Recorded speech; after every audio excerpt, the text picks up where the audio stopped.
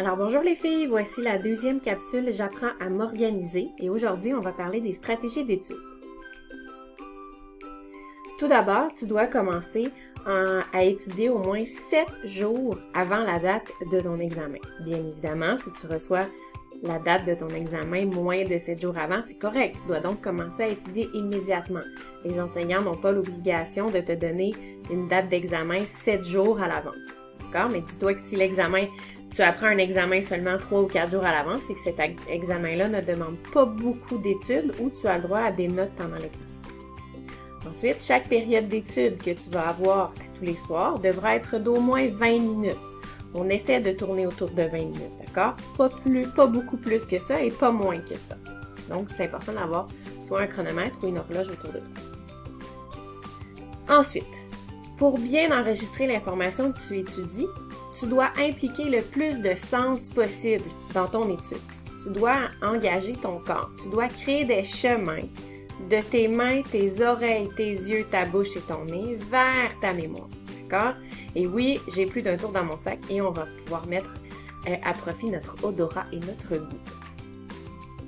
Alors, j'ai divisé les jours d'études selon les techniques d'études là, que je te propose. Il y a 7 jours. Alors, on commence avec le jour 1. Donc, jour 1, tu prends tes notes et tu vas les lire à haute voix. Évidemment, tu ne fais pas que lire des mots, tu engages ton cerveau, tu engages ton imagerie mentale à te créer des liens et à voir ce que tu lis. D'accord? Tu vas peut-être devoir lire et relire plusieurs fois dans le 20 minutes que tu as planifié dans ta soirée. Et de là, tu engages ta vue et ton ouïe parce que lire à haute voix va faire que tu vas entendre. Jour 2. Tu vas reprendre tes notes, mais cette fois-ci, au lieu de les lire avec une voix dite normale, tu vas les lire en changeant ta voix. Tu vas te donner en spectacle. D'accord? Tu vas prendre une grosse voix, une petite voix, tu vas chuchoter, tu vas parler en souris, tu vas parler comme tu veux, mais tu t'amuses. D'accord? Tu peux le faire à ton chien, ton chat, ta petite sœur, ton petit frère, ton toutou, peu importe. Avertis, mets une affiche devant ta porte que oui, c'est normal que tu parles toute seule dans ta classe, dans ta chambre, mais tu dois t'amuser à apprendre ce que tu dois retenir comme il faut. D'accord? Jour 3. Cette journée-là, tu vas retranscrire tes notes proprement avec de la belle couleur et sur du papier que tu auras parfumé. Alors, tu te demandais où on allait trouver l'odorat pendant l'étude. Donc, tu vas aller parfumer le papier. Alors oui, l'étude, l'école, c'est amusant. Il faut rendre ça fou un petit peu. Donc, trouve le parfum que tu aimes aussi. Le parfum de maman qui te fait souvenir quelque chose, ou ton père ou ton frère, peu importe, une odeur que tu aimes. Donc, parfume le papier ou ta chambre pendant que tu étudies. Alors, peut-être que tu vas avoir le temps en 20 minutes de retranscrire plusieurs fois tes notes et c'est parfait. Jour 4.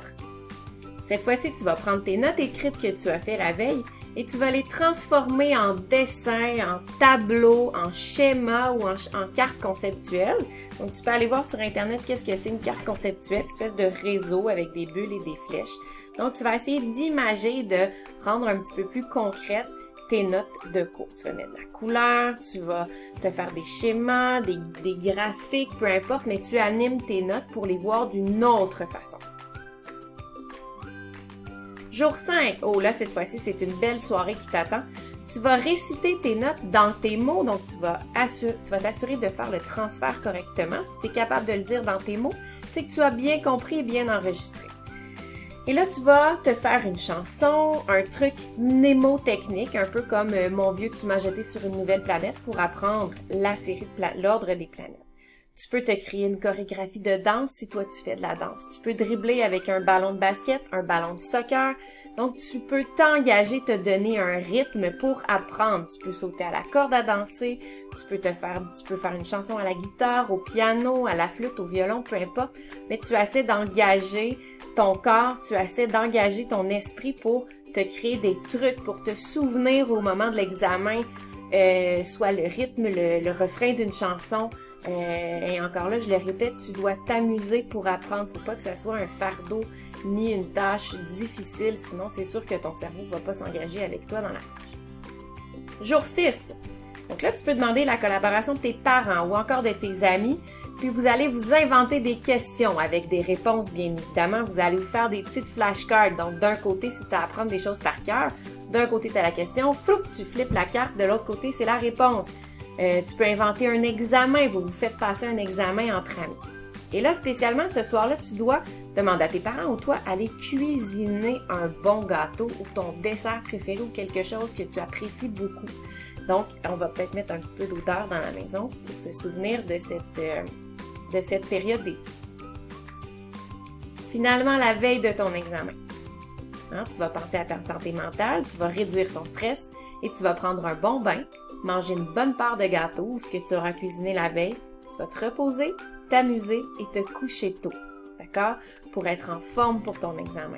D'étudier indéfiniment jusqu'aux petites heures du matin ne va rien donner d'agréable pour ton examen, tu vas juste être fatigué, d'accord? Si tu as bien fait l'étude pendant les 7 derniers jours, tu peux te permettre de relaxer ce soir-là. Le lendemain, en te levant, ce que tu peux faire, c'est relire tes notes, tes dessins, te rappeler de tes chansons, chanter, danser, tes trucs, c'est correct.